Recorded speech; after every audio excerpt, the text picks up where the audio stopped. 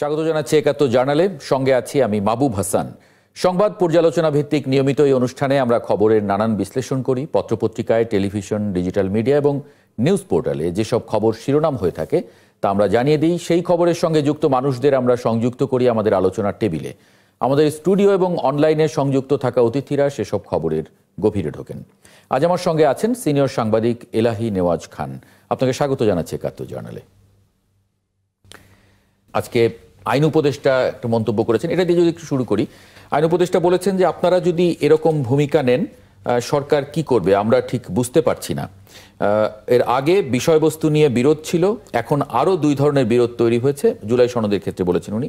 একটা হচ্ছে কি পদ্ধতিতে পাশ হবে, আরেকটি হচ্ছে গণভোট হলে গণভোট কবে হবে।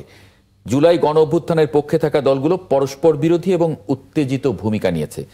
তারপরেই তিনি এই মন্তব্য করেছেন, আপনারা যদি এরকম ভূমিকা নেন সরকার কি করবে আমরা ঠিক বুঝতে পারছি না। যখন সরকার বুঝতে না পারলে, সরকার বুঝতে পারছে না, তখন আমাদের মানে সাধারণ মানুষের আসলে উদ্বিগ্ন হওয়া উচিত কিনা? সাধারণ মানুষ তো আমাদের দেশে উদ্বিগ্ন হয়, আশাবাদী হয়। আমি তো দেখতে পাচ্ছি যে বাংলাদেশ স্বাধীন হওয়ার পরে পর্যায়ক্রমে আমাদের মধ্যে কখনো উচ্ছ্বাস, কখনো দুঃখবোধ, কখনো নিপীড়নের শিকার হয়ে মানুষজন নির্যাতিত হয়েছে। এবং একটা কথা আমি শুনে থাকি, যেখানে যাই লোকেরা একটা কথা বলে কমন, যে ভাই দেশের খবর কি। তাই আমি বললাম যে এই দেশে বাস করলে আপনাদের সারা জীবনে দেশের খবর কি এই প্রশ্ন করে যেতে হবে। এটা হলো আমাদের সাধারণ মানুষের একটা ইয়ে।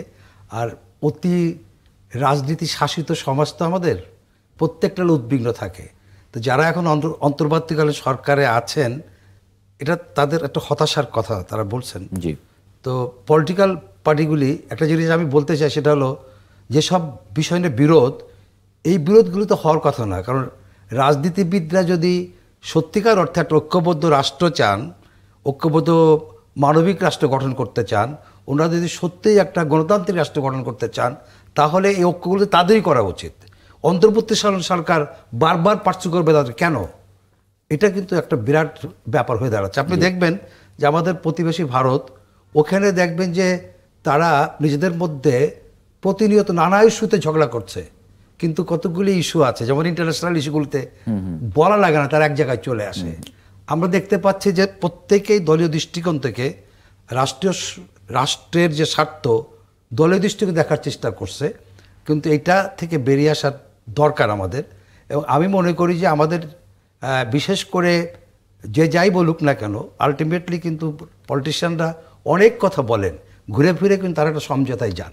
এখন আপনি যা কিছু দেখছেন এটা একটা দৃশ্যমান কতগুলি মানে কি বলে এটাকে, কখনো আপনারা যাত্রা দেখছেন নাকি? যাত্রায় কিন্তু দেখবেন যে দুইটা ভীম পুরুষ গদা দিয়ে পিটাপিটি করছে, কিন্তু এই দুজন যে গ্রিন রুমে বন্ধু এটা কিন্তু দর্শকরা জানে না।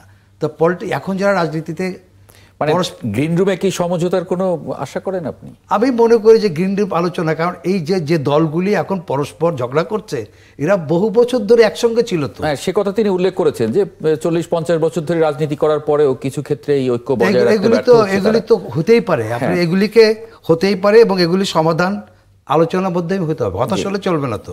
কারণ এখন যদি উনি এভাবে কথা বলেন তো জনগণ তো আরো বেশি হতাশ হবে। এক্স্যাক্টলি। সেই জায়গা থেকে যদি ওনার মতন জায়গা থেকে পাবলিকলি এরকম হতাশাজনক কথা বলাটা খুব উচিত হয় নাই। উনি জানেন আমাদের কন্ট্রাডিকশনগুলি কোথায় রাজনৈতিক দলগুলির মধ্যে, উনি ভালো করে জানেন। কিন্তু এখন তো পলিটিক্যাল পার্টিগুলো একেবারে মানে পরস্পর বিরোধী বক্তব্য দিচ্ছে। পলিটিক্যাল পার্টিগুলি অ্যাকচুয়ালি আমার যেটা মনে করি যে আজকের মধ্যেই তারিখ না, এগুলি বললেই তো হবে না। আপনার সামনে নির্বাচন সবার নিকটে, প্রত্যেকে কিন্তু তার প্রার্থী নিয়ে ব্যস্ত। আমি কিন্তু তাদের এই কথাগুলিকে মানে অতটা গুরুত্বের সঙ্গে গ্রহণ করছি না, কারণ প্রত্যেকেই যার যার নির্বাচন এলাকায় ব্যস্ত, প্রত্যেকে তার প্রার্থী মনোনয়নে ব্যস্ত। বরঞ্চ এটা ভাবতে আমাদের অমূলক হবে না যে ভিতরে ভিতরে তারা কোনো আসন উপর দিয়ে পিটাপিটি করছে, ভিতরে আসন বন্টনের আসন অ্যাডজাস্টমেন্টের কোনো মানে এই কথা তো এনসিপি এরই মধ্যে বলে ফেলেছে। এই কথা এনসিপির নাসিরউদ্দিন পাটোয়ারি বলেছেন। আমরা যদি এই অতিথিদের একটু যুক্ত করে নেই, অ্যাডভোকেট রুহুল কুদ্দুস তালুকদার দুলু, বিএনপির কেন্দ্রীয় নেতা এবং সাবেক উপমন্ত্রী, ওনাকে একটু যুক্ত করে নেব। ব্যারিস্টার ASM শাহরিয়ার কবির, আইনজীবী, সুপ্রিম কোর্ট এবং বাংলাদেশ জামায়াত ইসলামীর সঙ্গে, রাজনীতির সঙ্গে উনি যুক্ত আছেন। একই সঙ্গে অ্যাডভোকেট জহিরুল ইসলাম মুসা, যুগ্ম সদস্য সচিব এনসিপি, আপনাকেও স্বাগত জানাচ্ছি ৭১ জার্নালে। ব্যারিস্টার ASM শাহরিয়ার কবির, মানে তীব্র অনৈক্য এবং উত্তেজিত ভূমিকা নিয়েছে রাজনৈতিক দলগুলো, এমনটা বলেছেন আইন উপদেষ্টা। বিশেষ করে জামায়াত ইসলাম এবং বিএনপির ইঙ্গিত করেছে যে ৪০-৫০ বছর ধরে রাজনীতি করা দলগুলোর এই অনৈক্য, তার মানে সেই ক্রাইটেরিয়াতে আপনারাই পড়েন। সেই জায়গায় মানে কি অর্জন হবে এই তীব্র অনৈক্য এবং উত্তেজিত ভূমিকা নিয়ে? আসলে ধন্যবাদ আপনাকে, আপনার মধ্যে ৭১ টিভির সকল দর্শক, আসসালামু আলাইকুম ও শুভেচ্ছা। দেখেন, আসিফ নজরুল সাহেব দায়িত্ব জ্ঞানহীন এই ধরনের মন্তব্য আজকে প্রথম। উনি বরং এই রাজনৈতিক দলগুলোকে উস্কে দিচ্ছেন এবং সেই কারণে আপনি দেখেন এনসিপি থেকে শুরু করে সবাই, এই অন্তর্বর্তী সরকারের মধ্যে যতগুলো উপদেষ্টা আছে তার মধ্যে যদি সবচেয়ে বেশি বিতর্কিত কেউ হয়ে থাকে সেটা হচ্ছে আসিফ নজরুল সাহেব। সে খালি বিতর্কিত বক্তব্যই দেন না, বিতর্কিত কাজও দেন। আমি আপনাদের মাধ্যমে একটা কথা বলি, শোনেন। এই সনদ হচ্ছে মুক্তির সনদ। এই সনদ হচ্ছে ভারতের আধিপত্যবাদের থেকে অবসানের সনদ। এই সনদ হচ্ছে আগামী নির্বাচনের ম্যান্ডেটের সনদ। এই সনদ বিচার বিভাগের স্বাধীনতা, সমস্ত সংস্কারের যে মূল ভিত্তি সেটা হচ্ছে এই সনদ। রক্তের দাগ এখনো শুকায়নি ভাই। এখনই যদি এই ধরনের উপদেষ্টা, যারা এই রক্ত দিয়ে যাদেরকে বসানো হলো, তারা এই ধরনের কথা বলে, এটা অনাকাঙ্ক্ষিত। তারা তাহলে এমন একটা পরিবেশ চায় যেখানে সুস্থ নির্বাচন হওয়া সম্ভব না, কারণ they have to assure the জনগণকে, তো তাদের অ্যাসিওর করার কথা না। তাহলে এই অনৈক্য তৈরি হলো কেন? জামায়াত ইসলাম এই দাবি নিয়ে রাস্তায় চলে গেল কেন?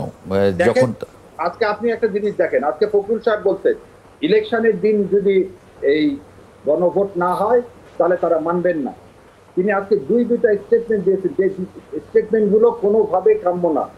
একটা স্টেটমেন্ট তিনি দিচ্ছেন এই পুরা সরকারকে বলতেছেন তারা কি করছে, আমি আপনাকে প্রতারণা এবং প্রহসনমূলক আচরণ করেছে। এটা জুলাই যে ঐক্যমত কমিশন, তাকে আপনি আন্ডারমাইন করতেছেন। আপনি তাহলে এতদিন ২৭০ দিন বসে যে ঐক্যমত হলো, আমরা একটা জিনিস বলি, ঐক্যমত তো হয়নি। মানে নোট অফ ডিসেন্ট যেখানে তারা সই করেছে, নোট অফ ডিসেন্ট সহ, সেটা নোট অফ ডিসেন্ট ছাড়া এসেছে প্রস্তাব। তাহলে মানে তিনি এই কারণে বলেছেন এখানে প্রতারণাই হয়েছে। আচ্ছা, এখন এই নোট অফ ডিসেন্ট ছাড়া কেন এটা এসছে তারও কিন্তু আলী রিয়াজ স্যার এক্সপ্লানেশন দিয়েছে। সে যদি এক্সপ্লানেশনে সন্তুষ্ট না হন ঠিক সেটা বুঝতে পারছে যে শিডিউল ১-এর মধ্যে এগুলো থাকবে, সমস্ত দল, খালি বিএনপি না, সমস্ত দলই নোট অফ ডিসেন্ট দিয়েছে। তাহলে সমস্ত দল যেখানে নোট অফ ডিসেন্ট দিয়েছে, সেটা তো আপনি আপনার দল, আপনি যখন লোকের কাছে যাবেন তখন তো বলতেই পারবে। সনদের কোশ্চিন তো একটা, তাহলে সেইখানে আপনি সলভেট কথা বলেন। উনি কিন্তু পুনরায় সংশোধনের কথা বলেছেন শাহরিয়ার ভাই। উনি পুনরায় সংশোধনের কথা বলেছেন যে যেটা ঐক্যমত্য হয়েছিল অনেক বিষয়, সেটা আবার ওখান থেকে বাদ দেওয়া হয়েছে। যেমন শেখ মুজিবুর রহমানের ছবি বিভিন্ন সরকারি বেসরকারি অফিসে টানানো সংক্রান্ত বিলুপ্ত করার বিষয়টি সনদে অন্তর্ভুক্ত করা হয়নি, যদিও প্রায় সব রাজনৈতিক দল সম্মতিপত্র দিয়েছে। সংবিধানের ১৫০-এর ২ অনুচ্ছেদ পুরোপুরি বিলুপ্ত করার বিষয়ে ঐক্যমত্য কমিশনের প্রস্তাবের বিষয়ে প্রায় সব রাজনৈতিক দল সম্মতি প্রকাশ করলেও অগোচরে সেটা চূড়ান্ত সনদে সংশোধনী আনা হয়েছে। তিনি তো এই অভিযোগগুলো এনেছেন সামনে। এটা আপনার এই দুটা জিনিসকে আমরা বলে দিচ্ছি। দেখেন, এই দুটো অবশ্যই অন্তর্ভুক্ত করতে হবে। জুলাই ঘোষণাতেও এই ঘটনা ঘটছে, জুলাই ঘোষণাতেও একই ঘটনা ঘটছে। এটা তো একটা ড্রাফট, এটা তো যখন আদেশটা আসবে, যেমন আজকে একটা কথা, এই দাবি তাহলে জামায়াত ইসলাম করলো না কেন? এটা মির্জা ফখরুল ইসলাম আলমগীরকে বলতে হচ্ছে কেন? না, এখানে কে করলো না সেটা কথা না। প্রথম কথা হলো যে প্রথম গণভোটটা কবে হবে, এবং এই ড্রাফটটা দেওয়ার পরে বাংলাদেশ জামাত ইসলাম তার লিখিত যে ওপিনিয়ন সেটা কিন্তু আবার সরকারের কাছে পাঠাচ্ছে না। তাহলে মানে জিনিসটা শাহরিয়ার ভাই উল্টা হয়ে যাচ্ছে কিনা? মানে আপনি আগে ড্রাফটটা তৈরি করে তারপরে সেই ড্রাফটের উপরে নির্বাচন ঠিক করবেন, নাকি আগে নির্বাচনের ডেট ঠিক করে তারপরে ড্রাফট তৈরি করবেন? আপনি সবকিছু নির্বাচনের ব্যবস্থাপনা ঠিক করলেন, কিন্তু ড্রাফট নিয়ে আপনার সঙ্গে আমার মিল হলো না, মতের অমিল হয়ে গেল, তখন কি করবেন নির্বাচনের দিন? এখানে দেখেন ফান্ডামেন্টাল কোনো অমিল হয়নি। এখানে যে বিএনপি বলেন আর এনসিপি বলেন, এনসিপি জামাত ইসলাম এটাকে স্বাগত জানাইছে। যে ২-১টা বাদ পড়ে গেছে সেটার বিষয়ে, সেগুলো কোনো ফান্ডামেন্টাল জিনিস না। আপনি নিজেই বলছেন 150 আর শেখ মুজিবুর রহমানের ছবি। শেখ মুজিবুর রহমানের ছবি এমনি বাংলাদেশিদের মন থেকে মুছে গেছে। অতএব সেই অটোক্রেটের ছবি আর এমনি আনার কোনো সুযোগ নেই। আর যেটা আপনাদের এখন মূল ইস্যুটা হচ্ছে গণভোটটা হতে হবে। গণভোটের ভিত্তিতে আগামী ইলেকশন হতে হবে। কেন আপনি গণভোট আগে করবেন না, আপনি ইলেকশনের দিন করবেন? ইলেকশনের ম্যান্ডেট কোথায় পাবেন? গণভোটটাই তো ইলেকশনের ম্যান্ডেট। যদি জনগণ না চায় এই সংস্কার, তাহলে আপনার কিসের ইলেকশনে এই ইলেকশন? তাহলে আপনার কেয়ারটেকার গভর্নমেন্টের আন্ডার ইলেকশন করতে হবে। জি, আমি একটু অ্যাডভোকেট রুহুল কুদ্দুস তালুকদার দুলু আপনার মন্তব্য একটু নেব। উনি যেরকম বলছেন যে ফান্ডামেন্টাল ঠিক আছে, একটু এদিক ওদিক যেগুলো আছে সেগুলো আসলে ঠিক করে নেওয়া যেত। না, আপনাকে ধন্যবাদ। আসলে আপনার মাধ্যম দিয়ে 21-এর যারা এখানে উপস্থিত অতিথি এবং যারা এই অনুষ্ঠান দেখছেন এবং এই 71 সঙ্গে যারা জড়িত, আমি সকলকে আমার পক্ষ থেকে, আমার দলের পক্ষ থেকে আমি ধন্যবাদ জানাচ্ছি। আসলে আপনারা যারা এখানে উপস্থিত হয়েছেন, আমি একটা বিষয় আপনাদেরকে মনে করিয়ে দিতে চাই। এই যে আমি রুহুল কুদ্দুস তালুকদার দুলু 2001 সালের 1 অক্টোবর তারিখে আমি নির্বাচন করেছি, অর্থাৎ আজ থেকে প্রায় 25 বছর আগে। সেটা ছিল আমার জীবনের শেষ নির্বাচন। 2001 সালের 1 অক্টোবর, তারপরে এই যে মাঝে এই প্রায় 24টা বছর অতিবাহিত হয়েছে। আমি একজন রাজনৈতিক কর্মী হিসাবে আমি মনে করি, আমি যে পরিবার থেকে আমি জন্মগ্রহণ করেছি, ওই পরিবারের সদস্য হিসাবে আমি একটা রাজনৈতিক পরিবার থেকে এসেছি। আমি লেখাপড়া শিখে আমার লক্ষ্য ছিল মানুষের কল্যাণের জন্য, মানুষের সেবার জন্য আমি কাজ করব।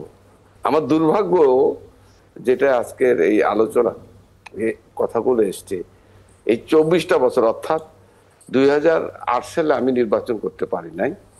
আমি তখন জেলে ছিলাম। আমার ওয়াইফ ইলেকশন অংশগ্রহণ করেছে।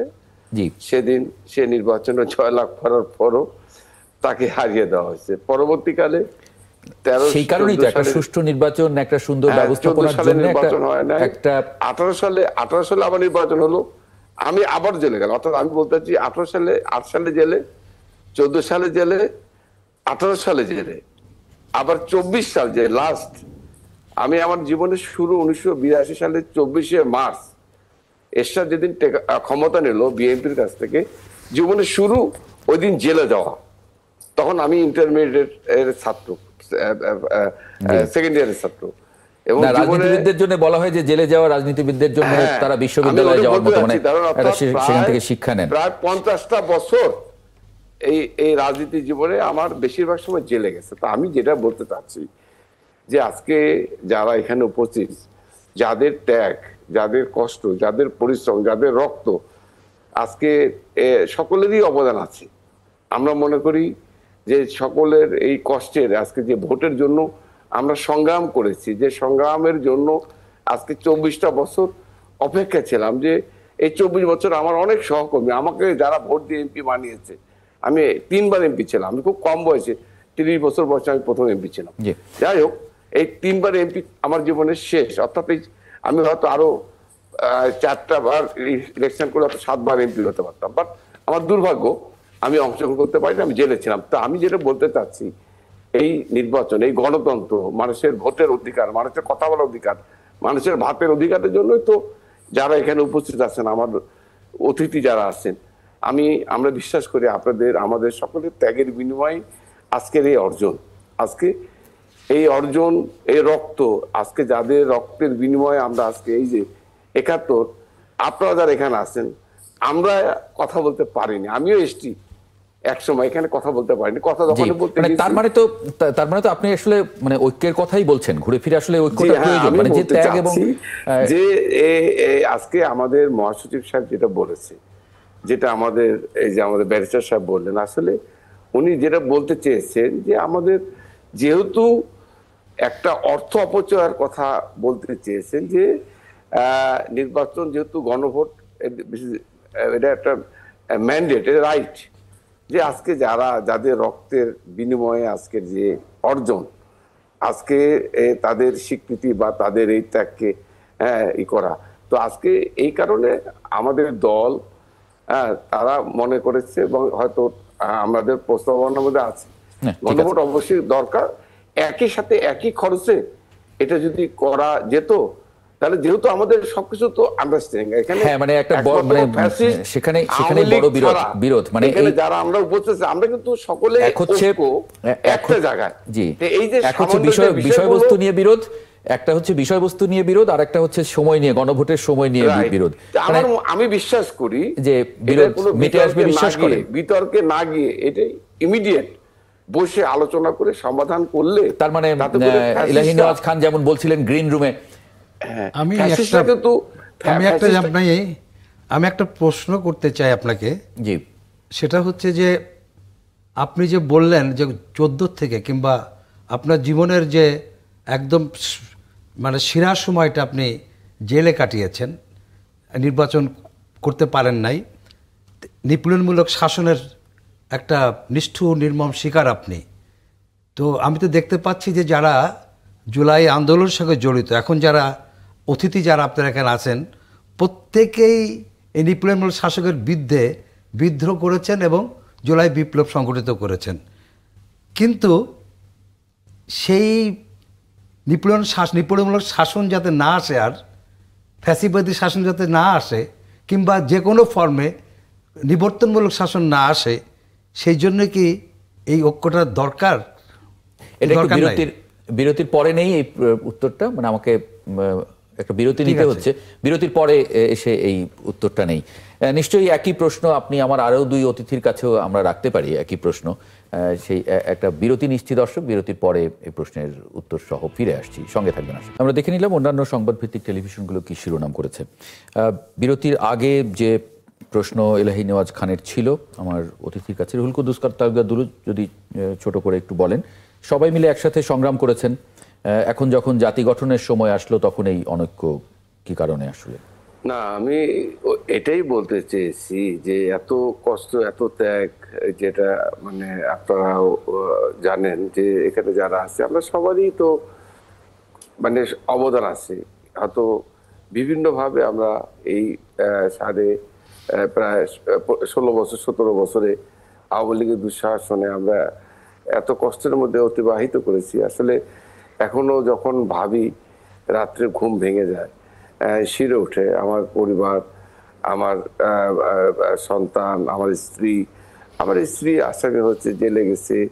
আমার স্ত্রীকেও মানে ইলেকশন করতে গেছে 8 সালে তাকে পিটিয়েছে, আমি জেলে সেখান থেকে জেনেছি বা পরে তাদের যে সবগুলো আমরা শুনেছি। এখন বিষয়টা দাঁড়িয়েছে এই জায়গা থেকে তো আমরা মুক্ত। আমরা চাই এই যারা আমরা এখানে উপস্থিত আছি আমাদের সকলেরই অবদান আছে। আমরা চাই যে ফ্যাসিস্ট যারা জোর করে এই দেশকে শাসন শোষণ করে দেশ ছেড়ে পালিয়ে গেছে, তাদের সেই ষড়যন্ত্র চক্রান্ত কিন্তু অব্যাহত আছে। তাদের হাতে লক্ষ লক্ষ কোটি টাকা, এই টাকাগুলো না, কিন্তু তারা এই যে নিজেদের মধ্যে যে অনৈক্য, সেটা তো আর ওই মানে সেখানে আসলে ফ্যাসিস্টের কি ভূমিকা? না, তাদের তো যে ভূমিকা থাকে, আমরা এই সুযোগটা দিতে চাই না। আমি এটাই বলতে চাচ্ছি যে আমাদের ভুলের কারণে তারা যেন কোনোভাবেই এই ষড়যন্ত্র চক্রান্ত করে যে নির্বাচন যে ফেব্রুয়ারি মাসে অনুষ্ঠিত হতে যাচ্ছে, যে নির্বাচনের জন্য আমাদেরকে 24টা বছর আমাদেরকে অপেক্ষা করতে হয়েছে, বা আমাদেরকে এই প্রায় 18টা বছর অপেক্ষা করতে হয়েছে। আমরা চাই যে মানুষের যে সেটা সেই চাওয়া তো আসলে আপনাদের নিজেদের মধ্যেই এটা ঠিক করতে হবে। অ্যাডভোকেট জহিরুল ইসলাম মুসা, এই একই প্রশ্ন যদি আপনাকে করি, আজকে আপনারা মানে আজকে নাসিরউদ্দিন পাটোয়ারি একটা মানে সংবাদ সম্মেলনে মন্তব্য করেছেন বাংলা মোটরে আপনাদের ওখানে, যে তলে তলে বিএনপির সাথে সমঝোতা করে আসন বাড়িয়ে নিচ্ছে জামায়াতে ইসলামী। আমরা তো মাঠে দেখছি যে জামায়াত ইসলামী এবং বিএনপির মধ্যে নানান বিষয়ে তীব্র মতবিরোধ। সেই জায়গায় আবার এখানে আসন ভাগাভাগির মানে বিষয়টা একটু মানে এটা একটু যদি বলেন, এখানে আবার মানে আপনারা তো সবাই আসলে মানে স্টেক হোল্ডার ছিলেন এই জুলাই অভ্যুত্থানের, সেই জায়গায়। জি, ধন্যবাদ। আপনারা দেখবেন যে জুলাই অভ্যুত্থানে বা তারও আগে সবাই স্টেক হোল্ডার ছিল, সবারই এখানে অবদান রয়েছে। দুলুভাই যেভাবে বললেন যে তার নিজের এবং তার পরিবারেরও দীর্ঘ নিপীড়িত হওয়ার ইতিহাস রয়েছে। তো আমরা কিন্তু সেই জায়গা থেকেই একটি নতুন বাংলাদেশ, এমন একটি বাংলাদেশ গড়তে চেয়েছিলাম যে বাংলাদেশে আসলে কোনো শাসকের পক্ষেই, সেটা দুলুভাই ক্ষমতায় আসুক, শাহরিয়ার ভাই ক্ষমতায় আসুক বা মুসা ভাই ক্ষমতায় আসুক, যেই ক্ষমতায় আসুক, তার পক্ষে আর ওইভাবে ক্ষমতা প্রয়োগ করা, অপপ্রয়োগ করা সম্ভব হবে না। আমরা কিন্তু সেরকমই একটা ক্ষমতা কাঠামো চাই। তো সেজন্যই আপনারা দেখবেন যে এই মৌলিক একটা জায়গায় আমাদের আমাদের এনসিপির সাথে, তরুণদের দলের সাথে, যারা বর্ষিয়ান রাজনীতিবিদরা আছেন, যে সব দল দীর্ঘ অভিজ্ঞতা রয়েছে, তাদের সাথে একটি মৌলিক পার্থক্য আমাদের তৈরি হয়েছে সাম্প্রতিক সময়। আপনি দেখবেন যে এই জুলাই সনদের জন্য সবচেয়ে বেশি ভোকাল ছিলাম আমরাই কিন্তু আলোচনার টেবিলে প্রসঙ্গগুলো তুলেছি এবং অন্যান্য রাজনৈতিক দলও সেখানে অংশগ্রহণ করেছে, বিতর্ক হয়েছে, আলোচনা হয়েছে। তারপরে সবাই মিলে তারা কিন্তু ঐক্যমত হয়েছে। ঐক্যমত হওয়ার পরে দেখেন, আমরা কিন্তু এনসিপি একমাত্র রাজনৈতিক দল, তারা কিন্তু আমরা নীতিগত কারণে প্রকাশ্যে জানিয়ে দিয়ে যে সেই সনদ অনুষ্ঠানে কিন্তু আমরা স্বাক্ষর করতে যাইনি। কিন্তু আজকে আমাদের যে সমালোচকদের যে দুইটা দল, বিএনপি বা জামাতে ইসলামী, তারা কিন্তু সেখানে খুবই খুশি মনে সেই সনদ অনুষ্ঠানে স্বাক্ষর করেছেন এবং তারা সনদ নিয়ে এনসিপি কে ব্যঙ্গও করেছেন যে না, এনসিপি আপনারা কি তাহলে মানে এই প্রশ্নটা কি করা যায় যে আপনারা আগে থেকে জানতেন যে এরকম একটা পরিস্থিতি হতে যাচ্ছে, যে যেটা পরবর্তীতে জামাত ইসলামী এবং বিএনপি যে কারণে তারা দুজনই নাখোশ? না, আমরা তো বিএনপি বা জামাত ইসলামের উপরে নাখোশ হয়ে সনদ স্বাক্ষর থেকে বিরত থাকি। আপনাদের কথা বলছি না, এই জুলাই সনদের যে প্রস্তাবনাটা গেল সেটার বিষয়ে তো দুজনেরই দ্বিমত আছে। বিএনপি একভাবে বলছে, জামাত ইসলাম অন্যভাবে বলছে যে এগুলো নির্দিষ্টভাবে থাকা উচিত ছিল। সেই জায়গায় মানে আপনারাই একমাত্র, আপনারা কি আগে থেকে জানতেন যে এরকম একটা মানে অনৈক্য বা এরকম একটা পরিস্থিতি হতে যাচ্ছে? আমরা তো শুরু থেকেই বলেছি যে একটি বাস্তবায়ন প্রক্রিয়া যদি আপনি স্পষ্ট না করেন, একটি রোডম্যাপ যদি জাতির সামনে স্পষ্ট না করেন, তাহলে এই সনদে স্বাক্ষর অর্থহীন। আমরা যে অর্থহীন বলেছি, আমরা ভেবেছি যে আমাদের এই বক্তব্য সত্যি হতে বেশ কিছু সময় লাগে, কিন্তু আমাদের দুই রাজনৈতিক দল তারা কিন্তু এটি সত্য হতে খুব বেশি সময় নেননি। মাত্র কয়েকদিনের মধ্যেই তারা কিন্তু নিজেদের অবস্থানটি স্পষ্ট করেছেন যে তারা দুই দলই আসলে এই সনদে তারা যে বিষয়ে ঐক্যমত হয়ে স্বাক্ষর করেছেন, একটি সামাজিক চুক্তি করেছেন, সেই চুক্তি আসলে তারা মান্য করার জন্য করেননি। জনগণের মাঝে এক ধরনের একটা ইমপ্রেশন দেওয়ার জন্য শুধুমাত্র তারা এই সনদগুলো স্বাক্ষর করেছেন। এটি কিন্তু তাদের বর্তমান আচরণেই কিন্তু এসে স্পষ্ট হচ্ছে। আমরা শুরু থেকে ফার্ম ছিলাম যে জায়গায়, যে সনদে আপনারা যে বিষয়গুলো ঐক্যমত হয়েছেন সেগুলো অবশ্যই একটি বাস্তবায়ন প্রক্রিয়ার মধ্যে দিয়ে যেতে হবে। কারণ আমাদের গণতন্ত্র শেখ হাসিনা এমন একটি ভঙ্গুর অবস্থায় ফেলে রেখে গেছে, যেখানে আসলে এই কাঠামোগুলো পরিবর্তন ছাড়া যেই আসুক তার পক্ষে আবার ফেসিবাদী হয়ে ওঠার সম্ভাবনা তৈরি হবে। সেজন্য আমাদের অনেক জায়গায় মৌলিক সংস্কার দরকার, বিশেষ করে সংবিধানেও আমাদের এমন বেশি মৌলিক সংস্কার দরকার যেটা আসলে সংসদে দিয়ে সম্ভব নয়। এজন্য আমরা কিন্তু স্পষ্ট করে বলেছি যে নতুন যারা গণপ্রতিনিধি নির্বাচিত হবেন তাদের একই সাথে গাঠনিক ক্ষমতা, কনস্টিটিউয়েন্ট পাওয়ার ডেলিগেট করতে হবে। এটিকে কিন্তু সব রাজনৈতিক দল ঐক্যমত হয়েছে, গণভোটের ব্যাপারে ঐক্যমত হয়েছে। এখন দেখেন, যারা স্বাক্ষর করে আসলো শুধুমাত্র তারাই এখন এই বিষয়টা নিয়ে খুব বেশি মতৈক্য এখন আর তাদের মধ্যে দেখা যাচ্ছে না, একে অপরকে দোষারোপ করছেন এবং এমনকি ঐক্যমত্য কমিশনকেও দোষারোপ করছেন। এই জায়গা থেকে আমাদের কিন্তু এই দুই দলের যে ঝগড়া বা দুই দলের যে মতবিরোধ, তার ভিতরে আমাদের আসলে ঢোকার কোনো ইচ্ছা নাই। আমাদের বক্তব্য এখনো স্পষ্ট যে আমরা এমন একটি বাংলাদেশ চাই, এমন একটি গণতান্ত্রিক বাংলাদেশ চাই যেখানে কোনো ফেসিবাদী বা নিপীড়নমূলক কাঠামো থাকবে না। সেই কাঠামো থেকে উত্তরণ আমরা ঘটাবো। মানে আপনারা তো স্পষ্ট করে বলছেন যে এই দুই দলের মধ্যে আসলে যেটা আমরা সামনে দেখছি সেটা নয়। আপনারা বলছেন তলে তলে বিএনপির সঙ্গে জামায়াত ইসলামীর সমঝোতা করে আসন বাড়িয়ে নিচ্ছে। মানে এটা তাহলে কিসের ভিত্তিতে? জি, এটি যদি আপনারা একটু লক্ষ্য করেন যে জুলাই সনদ যেদিন স্বাক্ষর হলো সেদিন এই দুই দলের চেহারা, তাদের যে অভিব্যক্তি, সেগুলো আপনারা দেখবেন। তারা এত বেশি খুশি ছিল এই সনদে স্বাক্ষর করতে পেরে যে তারা এনসিপি কে বাদ দিয়ে তারা একটা নতুন বাংলাদেশ করে ফেলতেছে। যারা গণঅভ্যুত্থানের নেতৃত্ব দিয়েছিল তাদেরকে পাশ কাটিয়ে গিয়েও তারা আসলে পুরনো যে বন্দোবস্ত সেটি টিকিয়ে রাখতে তারা সক্ষম হবে। অথচ দেখেন, এরপরেই কিন্তু তারা এই বক্তব্যগুলো সামনে আনছেন। তো এতে তাদের 17ই অক্টোবরের তাদের যে আচরণ, যেটা জাতি দেখলো, যে টেলিভিশনে দেখলো, তাদের হাসি মুখ দেখলো, তারা সনদ উঁচিয়ে ধরে নিজেদের বিজয় উল্লাস প্রকাশ করলেন, সেই তারাই এখন আবার একে অপরকে দোষারোপ করছেন, ঐক্যমত্য কমিশনকে দোষারোপ করছেন।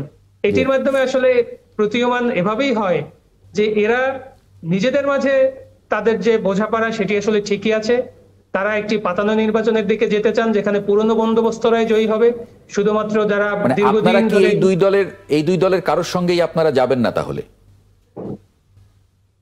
না, আমরা যে আমরা তো জোটের কারোর খবরটা সাথেই- নানান গণমাধ্যমে কারোর দেখছি। সাথে জোটবদ্ধ হব না, এটি আমাদের স্পষ্ট অবস্থান, এটি আমরা বারবার বলেছি। কিন্তু নির্বাচনী বৈতরণী পার হওয়ার জন্য আমাদের জন্য অন্য আলোচনা হতে পারে, সেটা ভিন্ন আলাপ, কিন্তু জোটবদ্ধ হওয়ার আলোচনা কিন্তু আমরা কখনোই করিনি। মানে সেখানে এবং আসন এখনো ভাগাভাগি, পর্যন্ত এটা তো আমাদের যে ওটা তো প্রস্তুতি, এক ধরনের আসন সেখানে কিন্তু ভাগাভাগি। আমরা 300 আসনেই প্রার্থী দেওয়ার জন্যই আমাদের প্রস্তুতি আমরা অব্যাহত রেখেছি। মানে আপনারা কি, মানে আমি স্পষ্ট করে বলি যে যেহেতু আপনারা মানে অন্যদের বিরুদ্ধে অভিযোগ তুলছেন, তলে তলে আসন বাড়ানোর চেষ্টা করছে, আপনারা কি তলে তলে কিছু করছেন কারোর সঙ্গে? না, আমরা কারোর সাথেই তলে তলে কিছু তলে করছি তলে না, আমরা কিছু যা করছেন করছি প্রকাশ্যে করছি। এবং আমরা অন্যান্য রাজনৈতিক দল, সরকার, ঐক্যমত্য কমিশন সবাইকেও একই আহ্বান জানাই যে আপনারা স্টেক হোল্ডার হিসেবে সবাইকে জনগণের কাছে জবাবদিহি করতে হবে। জি। কেউই গোপনে কোনো কিছু করেন না প্লিজ। আপনারা যা করবেন জনগণের সামনে স্পষ্ট করেন, জনগণকে সাথে নিয়ে করেন, আমাদের আহ্বান একই। Barrister S M. শাহরিয়ার কবির, এলাহি নওয়াজ খানের এই প্রশ্নটা একটু মানে আমি আসলে করতে চাই আপনাকে। সবাই মিলে একসঙ্গে সংগ্রাম করলেন, এত ত্যাগ, দীর্ঘ 17 বছর ধরে নানান দমন পীড়ন, গুম খুন, নানান মানে অন্যায় অত্যাচার সব সয়ে যখন জাতি গঠনের প্রশ্ন আসলো, তখন আসলে এমন অনৈক্যের শব্দগুলো আমরা শুনি কেন? আপনার এই অনৈক্য কথাটাকে আমি আমি খুব আশাবাদী মানুষ। আর ওই যে দুলু ভাই বললো না, আমার এখনো খেয়াল আছে, নূর হোসেন যখন মারা যায় তখন আমি ক্লাস 6 এর ছাত্র, এবং রাস্তায় সেদিন আমি স্লোগান দিয়েছিলাম, এই রক্ত কোনোদিন বৃথা যেতে পারে না, এই রক্ত কোনোদিন বেইমানি করে না, এই রক্ত কোনোদিন আপোষ করে না। এবং দেখেন 90 সালে 86 সালে নির্বাচনে আওয়ামী লীগ জামাত গেল, সেই নিয়ে বিএনপির সাথে মানে একটা ডিস্টেন্স হলো, কিন্তু 90-এ গণ অভ্যুত্থানে 3 দলীয় ঐক্যজোট কিন্তু সাইন করলেন এবং এরশাদ সাহেবের পতন হল। আজকে যদি আপনি দেখেন এই ফ্যাসিস্ট সরকারের কথা আমার জহিরুল মুসা ভাইও বললেন, উনি তো আমাদের বলতেছেন জামাতে ইসলাম আর বিএনপির কথা, উনি বোধহয় কয়েকদিন আগে দেখেননি, ওনার সামান্তা যে হাসি দিলেন আমাদের সালাউদ্দিন ভাইয়ের সাথে মিটিং করে এসে। রাজনীতিতে আলাপ আলোচনা করবে, এটা দোষের না, এটা আশাবাদের ব্যাপার। ওনারা উনি যেভাবে বলতেছেন, আমরা সনদে সাইন করার আগে আমি আপনাকে প্রথম বলি, এই সেন্টার ফর পলিসি রাইটস প্রথম বলেছিল 3টা কথা। একটা হচ্ছে গণভোট দিতে হবে টাকার কথা চিন্তা করে, আমাদের যদি সত্যিকার বাস্তবতায় ইলেকশনের দিন গণভোট করা যায় তাতে কোনো সমস্যা নাই বলে মতামত দিয়েছিলাম। দ্বিতীয় কথা, এই গণভোটের আগে অবশ্যই একটা আদেশ পাস করতে হবে, সে আদেশটা অর্ডিন্যান্সের মাধ্যমে হতে পারে, গেজেট নোটিফিকেশনের মাধ্যমেও হতে পারে। এবং তারপরে আমরা বলেছিলাম যে ঐক্যমত কমিশনের যে রিপোর্ট ড্রাফট আকারে জনগণের কাছে দিতে হবে। আজকে দেখেন এই সমস্ত দলগুলো 270 দিন আলোচনা করে তার কিন্তু রোড ম্যাপ দিয়ে দিল, প্রথমে আমরা সাইন করব, সেকেন্ডলি একটা আদেশ আসবে, থার্ড হচ্ছে গণভোট হবে। এনসিপিরও তো একই দাবি ছিল, তাহলে এনসিপি সেদিন কেন সাইন করলেন না? এনসিপি যদি সাইন করতো আজকে তো ওনারা গেলেন সাইন করার জন্য। আরো একটা জিনিস আপনাদেরকে বলি, সেই অনুষ্ঠানে সরকারের 2 জন উপদেষ্টা যাদেরকে পাঠানো হয়েছিল ছাত্র প্রতিনিধি হিসাবে, দে বিলংস টু এনসিপি। তো আপনি যদি বলেন এনসিপির কেউ ওখানে ছিল না, এই জিনিসটা বোধহয় ঠিক হবে না, কারণ এনসিপি এখনো বলে না ওই 2 ছাত্র উপদেষ্টা তাদের না। তো এনসিপিও সেখানে উপস্থিত ছিলেন, সাইন করেননি। এনসিপি পরে যে এই ঐক্যমত কমিশনের সাথে মিটিং পর্যন্ত করেছে।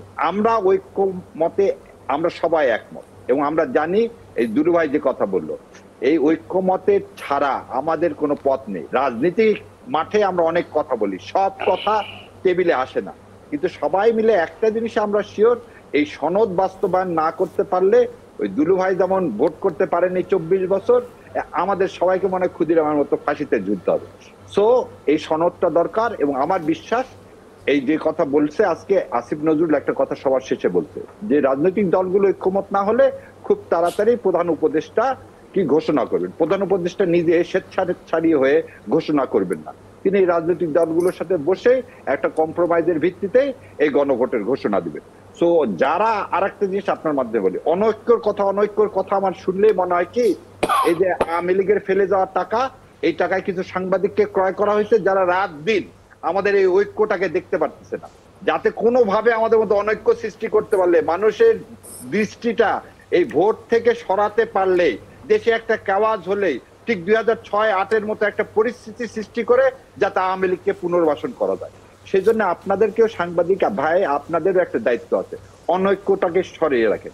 রাজনৈতিক মতবিরোধ একটা আলাদা জিনিস, আর অনৈক্য একটা আলাদা জিনিস। আমাদের এখানে সবাই কি মুখ দেখা দেখি করতেছি না, সবাই মুখ দেখা দেখি করতেছি। দেখেন 2 দিন আগেও জামাত ইসলাম বিএনপি একসাথে মিশছে, এনসিপি একসাথে মিশছে। সো আমাদের মধ্যে ওই যে অনৈক্য বীজ আওয়ামী লীগ এতদিন ধরে গোপন করে 15 বছর শাসন করেছে, সেটা হওয়ার কোনো সুযোগ নাই। কারণ আমাদের চোখের সামনে লগি বৈঠার এই কয়েকদিন আগেই গেল, লগি বৈঠা দিয়ে কিভাবে আমাদেরকে মেরে ফেলে দিয়েছিল। 2008 সালে তো দুলি ভাই খালি ভিতরে ছিল, ভাবি তাও কপাল ভালো ভোটে দাঁড়াতে পারছে, ভাবি তাও জীবিত আছে, অনেক মা বোন জীবিতও নাই। না তাহলে শাহরিয়ার ভাই, মানে এই যে এই বক্তব্যটা কি, মানে আগামীকালের মধ্যে জুলাই সনদ বাস্তবায়ন আদেশ জারির দাবি জামায়াতের, মানে তাহলে এগুলো কি কথার কথা, মানে আমরা এগুলো গুরুত্ব না দিলেও আমাদের চলবে? এগুলো গুরুত্ব না দিলেও এগুলো নিয়ে এত ইম্পর্টেন্ট দেওয়ার কিছু নাই, কিন্তু আপনাদেরকে একটা বলতে যে গণভোট হবে, জুলাই সনদের ভিত্তিতে ইলেকশন হবে, এটা সেই মেকানিজমটা আমরা করবো। কিন্তু আমি এখন তিনজনকে আমি একটা মানে প্রশ্ন, প্রথম হলো অ্যাডভোকেট জহুরুল ইসলাম, জুলাই ওই সনদের স্বাক্ষরে জামাত এবং বিএনপির নেতাদের যে উচ্ছ্বাস দেখেছেন, এটা মনে হয় দেখাটা অমূলক ছিল না, কারণ ওনারা দুটা পার্টি বহু বছর ধরে একসঙ্গে রাজনীতি করেছেন, এমনকি একসঙ্গে 4 দলীয় জোট নামে জোটে ওনারা নির্বাচনও করেছেন। আর একটা হলো যে আমাদের দেশে এই জিনিসটা ঘটে গেল যে রাজনীতির কারণে রক্তের সম্পর্ক ছিন্ন হয়ে যায়, এটা অন্য কোথাও হয় না, শুধুমাত্র পলিটিক্সের কারণে রক্তের সম্পর্ক বিচ্ছিন্ন হয়ে যায়। আর সুতরাং এটাকে আমি মনে করি না যে এটা খুব খারাপ, আমার ভালো জিনিস। আর একটা হলো যে সংকটটা কোথায়, এত বছর ধরে এই 3টা পার্টি, আপনারা যারা নতুন আসছেন তারা একই ঘরানার লোক, সব প্রিন্সিপাল এনিমি হলো সবার আওয়ামী লীগ, সব কথা বলা হয়তো আওয়ামী লীগের বিরুদ্ধে, ইলেকশনে গেলে আওয়ামী লীগের লুটপাটের কাহিনী কথা বলে নির্বাচন করা হতো। সম্ভবত আওয়ামী লীগ মঞ্চে না থাকাতে শত্রু পাচ্ছে না খুঁজে, নিজেরা কিছুটা ঝগড়াঝাটি করছে, ব্যাপারটা আমার কাছে এরকমই মনে হয়। না কিন্তু বলেন এই কথাটা মনে হয় ঠিক না ভাই, আমরা ভারতীয় আধিপত্যবাদের বিরুদ্ধে সবাই আন্দোলন করতেছি, এবং ভারতীয় আধিপত্যবাদ আজও আছে, আগামীতেও থাকবে, এবং আপনাকে স্বাধীনতা রক্ষা করতে আপনি কি তাহলে মনে করেন যে আপনি কি তাহলে মনে করেন যে ভারত এবং আওয়ামী লীগ পরিপূরক শক্তি, পরিপূরক একটা শক্তি? এক মায়ের 2 সন্তান না, এক সন্তান। জহির হলো, কি মনে করেন আপনি? দেখুন, আপনি যে প্রসঙ্গটি তুলেছেন এটি আসলে আমরা ইতিবাচক ভাবেই দেখি, যে আমাদের মাঝে পলিটিক্যাল বক্তব্য থাকবে, একে অপরের বিরোধিতা থাকবে, আমরা সব মতে একমত হব না, কিন্তু এটাকে আসলে মতৈক্য হয়নি এটি বলে ব্র্যান্ডিং করা বোধহয় ঠিক না। কারণ পলিটিক্সে আমরা একে অপরকে কখনো কখনো শালীনতার মধ্যে থাকবো, কখনো কখনো আমরা একে অপরকে হয়তো কথার মাধ্যমে আক্রমণের দিকেও যাব, বা আমরা দুলু ভাইয়ের বক্তব্য আমি খণ্ডন করব, আমার বক্তব্য তিনি খণ্ডন করবেন, তিনি আমাকে জর্জরিত করবেন, আমাকে জবাবদিহিতা চাইবেন। এইগুলোকে আমরা দীর্ঘদিন আমাদের দেশে গণতন্ত্র না থাকার কারণে একটা স্বাভাবিক কথাকেও আমরা শত্রুতা হিসেবে পরিগণিত করছি কিনা সেটিও আমাদের আসলে বিবেচনা করা উচিত। আমাদের স্বাভাবিক আলোচনাকেও অনেক সময় আপনাদের মনে হয় যেন এরপরেই তারা আবার হাতাহাতি শুরু করে দেয় কিনা। আসলে আমরা আপনাদেরকে আশ্বস্ত করছি যে এই জুলাইয়ের পরে এটি আসলে কখনোই ঘটবে না। বাংলাদেশে এখন যারা রাজনীতি করছেন বা করতে আসছেন, যারা আগ্রহী হয়েছেন, অনেক তরুণ, অনেক ব্যক্তিরা রাজনীতিতে আগ্রহী হয়েছেন যারা আসলে কখনোই এর আগে রাজনীতিতে আগ্রহী ছিলেন না। তো এরা আসলে বড় একটি পরিবর্তন নিয়ে এসেছেন, এবং সবচেয়ে বড় পরিবর্তন এসেছে মানুষের মনে। অর্থাৎ যে রাজনৈতিক দল যারা পুরনো ভাষায় কথা বলার চেষ্টা করবে বা পুরনো আচরণ করার চেষ্টা করবে, তাদের জবাব কিন্তু জনগণই দেবে। কিন্তু আমরা মনে করি যে আমাদের মাঝে অনৈক্য আসলে নেই, আমাদের মাঝে ঐক্য আছে, আপনি আবার বলেন যে আওয়ামী লীগ আসার একটা সম্ভাবনা তৈরি হয়েছে, দেখবেন আমরা সবাই এবার রাস্তায় বের হয়ে গেছি। আপনি আবার আমাদেরকে বলেন যে ইন্ডিয়া আমাদেরকে আক্রমণ করার চেষ্টা করেছে, আমরা কিন্তু আমাদের না, তাহলে তো অস্ত্র আছে সেটা নিয়ে আমরা বের হয়ে তাহলে তো যাবো। এলাহি আমি খানের কথাই ঠিক, যে সবসময়- মানে আপনার শত্রু না পেয়ে আমি- নিজেরা, The beauty of democracy. একে মানে অপরের দিকে তীর ছুঁড়ছে। আপনাদের এই কথার প্রসঙ্গে আমি আরেকটা কথা বলতে চাই, সেটা হলো যে আমার তো মনে হয় যে ঠিক নির্বাচনের দিনে, মানে একই সাথে গণভোট এবং নির্বাচন, এই ব্যাপারটা হতে পারে, এবং এ ব্যাপারেও আমার মনে হয় রাজনৈতিক দলের কনসেনসাস হয়ে যেতে পারে। হ্যাঁ, হতে পারে, এটা অস্বাভাবিক না। আর একটা জিনিস দেখেন, this the beauty of the democracy. একদম, প্রকাশ করবেন, exactly সহমত তাই। হবেন, সেটাই হচ্ছে ডেমোক্রেসি। এই যে আমার দুলু ভাই কত সুন্দর করে আমাদেরকে ভাই সুলভ ভাবে কত সুন্দর করে আমরা একটা কথা বুঝতে, আমরা রাজনীতিতে মাঠে হয়তো গরম বক্তৃতা দিই, সেটা তো না, এটা মানুষকে কিন্তু ঠিক, চিন্তা মানে করতে আপনারা হবে। টক শোতেও একে অপরকে আক্রমণ করে গরম বক্তৃতা দেন, কথা বলেন, আবার যখন আমরা অফেয়ারে থাকি এবং তখন আপনাদের মধ্যে আমাদের হৃদ্যতা কাছে দেখি। কিন্তু মানুষের সামনে কিন্তু আপনাদের ক্যারেক্টারটা ওরকম থাকে না। মানে এটা নিয়ে আমি একটু বিরতির পরে আমি এলাহি ভাই, না উপস্থাপক ভাইয়া, জি জি বলেন, কথা বলতে চেয়েছিলাম জি দুলু ভাই বলেন, আমি যে এই সময় দিচ্ছি। কথাগুলো যে আমাদের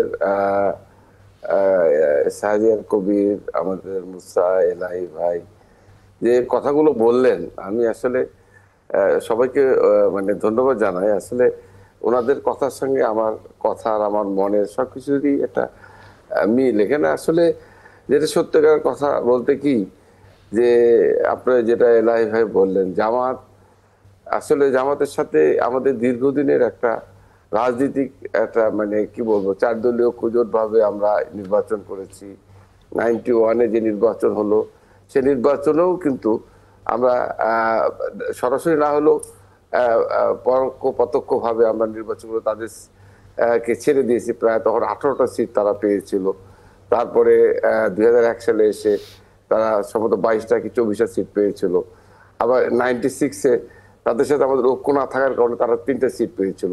তো যেটা আমরা মনে করি যে একটা সম্পর্ক, যেটা আমাদের মুসা সাহেবও বললেন, আসলে যে এখন এই যে আমি যখন এই যে ক্যাম্পেইন করছি, এই যে মানে 5ই আগস্টের পর, কারণ 5ই আগস্টের আগে তো আমি অ্যাকচুয়ালি আমি আমার এলাকায় ঘুমাতে পারিনি, যেতে পারি নাই।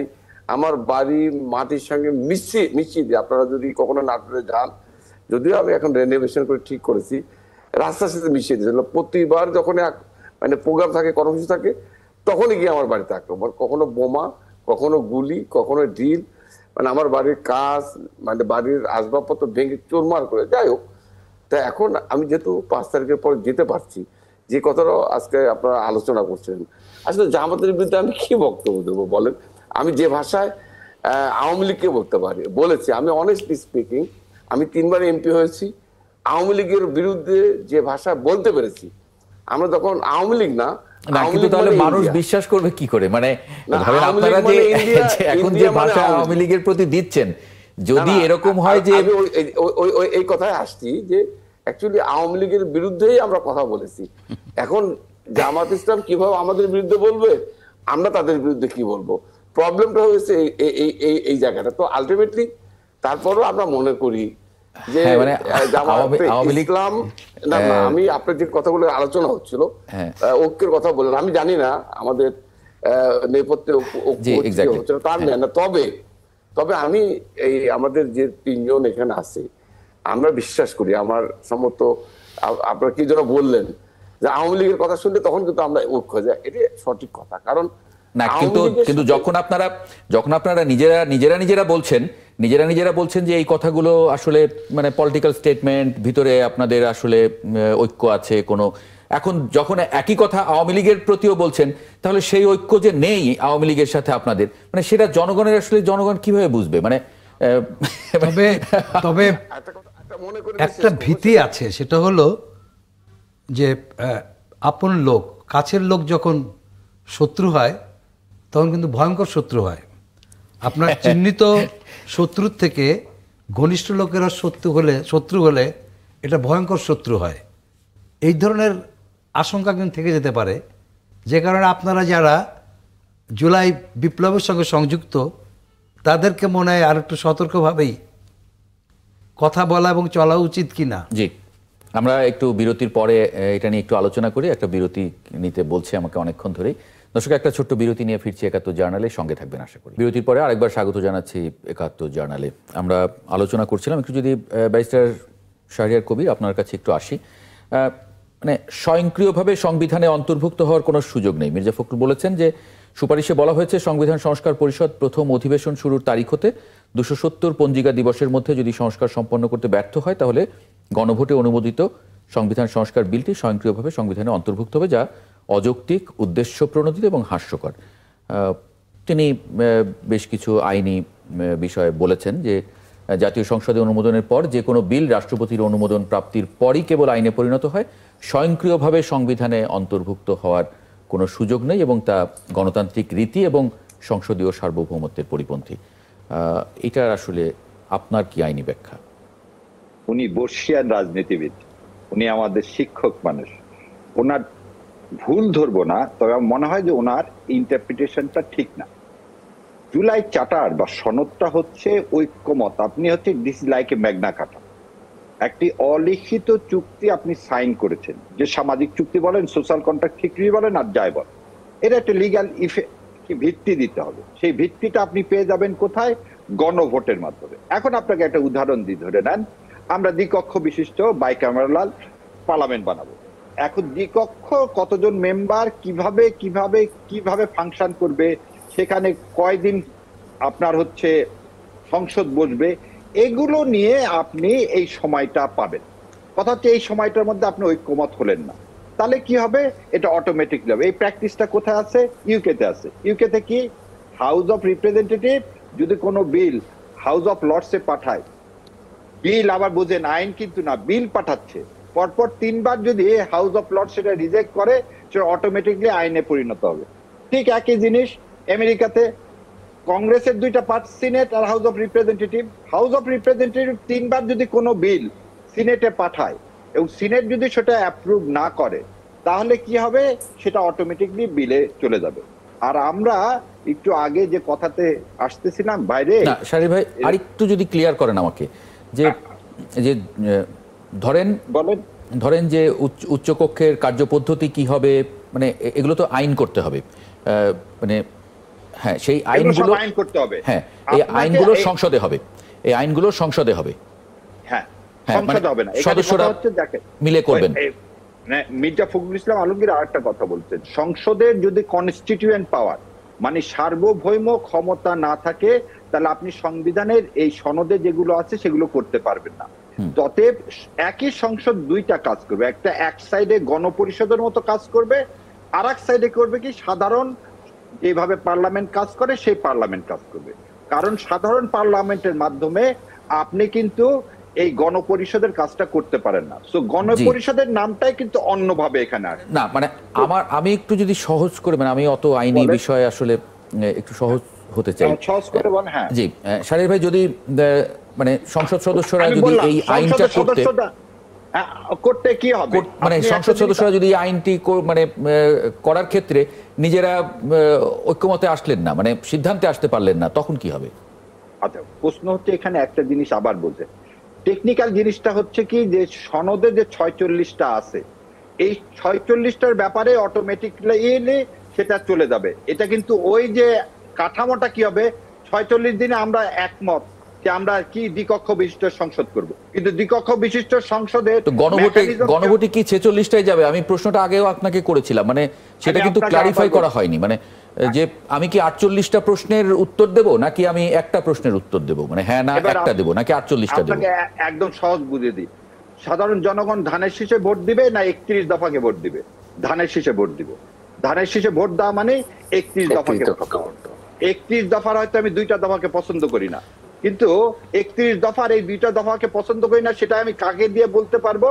আমার লোকাল রিপ্রেজেন্টেটিভ, সে হচ্ছে আমার এমপি। কিন্তু আমি যখন ভোট দিব, যেহেতু আমি 29টাকেই সমর্থন করি, সেজন্য কিন্তু ধানের শীষে ভোট দিব। গণভোটটাও ঠিক তাই না, কিন্তু তা হলো না। মানে তা হয় কি করে? কারণ বিএনপি তো নোট অফ ডিসেন্ট আছে। এখন বিএনপি তো ওই যে মানে যে 16টা বা 17টা পজিশন আছে, সেখানে তো সে বিএনপি না। শেষ করে দিই। সালাউদ্দিন ভাই বললেন লাস্টের দিন সবাইকে জড়ায় ধরে যে ফান্ডামেন্টাল কোনো বিষয়ে বিএনপি নোট অফ ডিসেন্ট দেয়নি। এবং আপনাকে একটা কথা আমি আজকে বলি, বাংলাদেশ জামাতে ইসলাম বলেছে যে জুডিশিয়ারির অ্যাপয়েন্টমেন্টে জ্যেষ্ঠ জনকে কি করা হবে, চিফ জাস্টিস করা হবে। আমি নিজে এটা অপছন্দ করি। আমার কথা হলো যে দুইজনের অপশনটা থাকা ভালো, কারণ যে কোনো একজন আপনি তার মধ্যে থেকে পিক করেন। আপনি যদি একজনকে নিয়ে দেন, সেই লোকটা যদি কোনো কারণে, যে কোনো কারণে হোক, সে অক্ষম হলো, আপনি একটা অক্ষম লোককে বসাবেন, you suppose to have substitution. BNP সেজন্য বলছে কি, উপরের যে দুইজন জ্যেষ্ঠ থাকবে তার মধ্যে যে কোনো একজনকে পাঠাবে। দেন এইটা পার্সোনালি আমি সমর্থন করছি। তো এই যে এটা কিন্তু মাইনর, যে আপনি ঠিক করতেছেন জুডিশিয়ারি ইন্ডিপেন্ডেন্ট হবে, জুডিশিয়ারির সেক্রেটারিয়েট হবে, জুডিশিয়ারির আলাদা সচিবালয় হবে, জাজেসরা চিফ জাস্টিসের আন্ডারে দেবে। এই বিষয়ে তো বিএনপি, জামাত, এনসিপি সবাই একমত। আপনারা এই জিনিসটাকে কেন বুঝতেছেন না? ফান্ডামেন্টাল জিনিসে সারা দেশবাসী একমত। যে সব বিষয়ে নোট অফ ডিসেন্ট দেওয়া হয়েছে অল আর মাইনর। মাইনর জিনিসকে মেজর করেন না, মাইনর জিনিসকে। এবং মাইনরের আমার ধারণা এই গণভোট হওয়ার আগে, ভোটের আগে এই বিষয়ের সমাধান হবে। আর একটা জিনিস ওই সাংবাদিক ভাই বলছিলেন, ওটা উত্তর না দিলেই নয়। শোনেন, বিভীষণ ইতিহাসে বিভীষণ হয়ে থেকে গেছে, সে কিন্তু খুব আত্মীয়। তো আওয়ামী লীগ যে বিভীষণের ভূমিকায় পাঠ করছে, সে ভূমিকায় সে সারা জীবনই থাকবে। অতএব বিএনপি জামাত তলে তলে ঐক্য করতেছে, অতএব বিএনপি জামাত আওয়ামী লীগের সাথে ঐক্য করতেছে। যে আওয়ামী লীগের সাথে ঐক্য করবে সে দেশে বিভীষণ হয়ে যাবে, সে জামাত হোক, বিএনপি হোক আর এনসিপি হোক। যে ইন্ডিয়ার সাথে এই কাজ করবে সেও বিভীষণ হয়ে যাবে। তো ওই বিষয়ে টেনে নিয়ে এসে জাতিকে বিভক্ত করার এখন কোনো সুযোগ নাই। আর থার্ড যে কথাটা বলতেছেন, গণভোটে আমাদের দেশের মানুষ, আমি জানি না, লন্ডনে যদি যান সকালবেলা মেট্রোতে দেখবেন একটা পেপার পাওয়া যায়, মেট্রো, তার 3 নম্বর পাতায় একটা মেয়ের নুট ছবি দেওয়া থাকে। মানুষজন ওইটা দেখে অভ্যস্ত, কারণ সে সারাদিন ক্লান্ত। আর আমাদের চায়ের টেবিলে দুলু ভাইয়ের মানে পাত করে দিচ্ছে, দুলু ভাই অমুক দিন অমুক কথা বলছিল, করেনি, মানে চুলচেরা বিশ্লেষণ। সে আমেরিকার ডোনাল্ড ট্রাম্প থেকে শুরু করে একদম শেষে দুলু ভাই পর্যন্ত চলে যাবে নাটোরের একটা চায়ের স্টোরে। এই জন্য আমরা ভাগ্যবান, আমাদের প্রতিটা রাজনীতি সচেতন আমাদের দেশের লোক। অশিক্ষিত হতে পারে, এটা মানুষ পছন্দ করে রাজনীতি। হ্যাঁ, কারণ আমাদের দেশের এটা একটা জিনিস বলি, মানুষের সারাদিনের ক্লান্তির পর বিনোদন হচ্ছে রাজনীতি। এদের বলেন না আমরা টক শোতে কথা বলি, আমাদের এই কথাগুলো হচ্ছে মানুষের একমাত্র বিনোদন। রাতে ঘুমাতে যাওয়ার আগে তারা দেশটাকে চিনতে পারে আমাদের মাধ্যমে। আমার সেই জন্য এই লোক রক্ত দিয়েছে। জি, অ্যাডভোকেট জহিরুল ইসলাম মুসা, আমরা এই আলোচনা থেকে আপনার মানে শেষ মন্তব্য নিতে চাই। আমরা শেষ করব আসলে এই প্রসঙ্গ আজকে। অ্যাডভোকেট মুসা। জি, ধন্যবাদ। দেখুন, এই বিষয়টি কিছুটা অস্পষ্টতা এখনো রয়ে গেছে। আপনারা যদি বাস্তবায়ন প্রক্রিয়ার যে রোডম্যাপ, সেটি যদি আপনারা খেয়াল করেন, যে সনদে যেভাবে স্বাক্ষর হয়েছে, এটা যদি কোনো বাস্তবায়ন মেকানিজমের মধ্যে যদি নাও যেত, তবুও কিন্তু সকল রাজনৈতিক দল এখানে ঐক্যমত হয়েছে যে তারা এগুলো বাস্তবায়ন করবে। তো দেখুন, সেই জায়গাটিতে আমাদের পুরনো যে আস্থার সংকট এবং বাংলাদেশের রাজনীতিবিদদের জনগণের কাছ থেকে ম্যান্ডেট নিয়ে এসে সেগুলো তাদের ওয়াদা পূরণ না করার যে একটি ঐতিহাসিক সিলসিলা আছে, সেই জায়গা থেকে কিন্তু এনসিপি তরুণদের একটি দল হিসেবে দাঁড়িয়ে বলেছে যে শুধুমাত্র এই আশ্বাসের উপর ভিত্তি করে এত বড় সংস্কার কার্যক্রমকে এখানেই সমাপ্ত করা যাবে না, অর্থাৎ পুরো একটি বাস্তবায়ন প্রক্রিয়ার রোডম্যাপ দিতে হবে। সেখানে রোডম্যাপ হিসেবে একটি গণ-অভ্যুত্থানের মাধ্যমে যে মানুষের ইচ্ছার বহিঃপ্রকাশ ঘটেছে, সার্বভৌম ইচ্ছা, সেটির ক্ষমতা বলে যে সরকার গঠিত হয়েছে, সেটির প্রধান হিসেবে ডক্টর মোহাম্মদ ইউনূস হচ্ছে একটি আদেশ জারি করবেন। এটি কিন্তু একটু আলাদা করা দরকার যে এটি কিন্তু কোনো অধ্যাদেশ হবে না। অধ্যাদেশ হতে হলে যখন কোনো পার্লামেন্ট সেশন থাকে না, তখন রাষ্ট্রপতি তার অধ্যাদেশ জারির ক্ষমতা থাকে। কিন্তু আপনারা জানেন যে অধ্যাদেশ জারির মাধ্যমে আপনি কিন্তু কোনো সংবিধানের সংশোধন করতে পারবেন না। এবং বাংলাদেশের সংবিধানের অনেক মৌলিক বেসিক স্ট্রাকচার রয়েছে যেগুলো উচ্চ আদালতের নজিরের মাধ্যমে সৃষ্টি হয়েছে, সেগুলো কিন্তু আপনি সংবিধান সংশোধনের পার্লামেন্টের যে ক্ষমতা, সেটির মাধ্যমে আপনি সংশোধন করতে পারবেন না। এটির জন্য আপনাকে পার্লামেন্টকে বা গণপ্রতিনিধি যারা নির্বাচিত হবেন তাদেরকে কনস্টিটিউয়েন্ট পাওয়ার ডেলিগেট করতে হবে। সেই বিষয়টি কিন্তু গণভোটের মাধ্যমে বাংলাদেশের মানুষ দুইটা জিনিস ঠিক করবেন, যে প্রধান উপদেষ্টা একটি অর্ডার জারি করবেন, সেই অর্ডারের অধীনে একটি গণভোট হবে। সেই গণভোটের দুইটি জিনিস বাংলাদেশের মানুষ ঠিক করবেন। প্রথমত হচ্ছে জুলাই সনদের সংবিধান সংক্রান্ত যে বিষয়গুলো রাজনৈতিক দলগুলো ঐক্যমত হয়েছে, সেটিতে জনগণ তাদের অনুমোদন করেন কিনা। এবং দ্বিতীয় হচ্ছে নতুন যারা গণপ্রতিনিধি নির্বাচিত হবেন তাদেরকে একই সাথে সাধারণ সংসদ সদস্যের পাশাপাশি কনস্টিটিউয়েন্ট পাওয়ার তারা ডেলিগেট করছেন কিনা।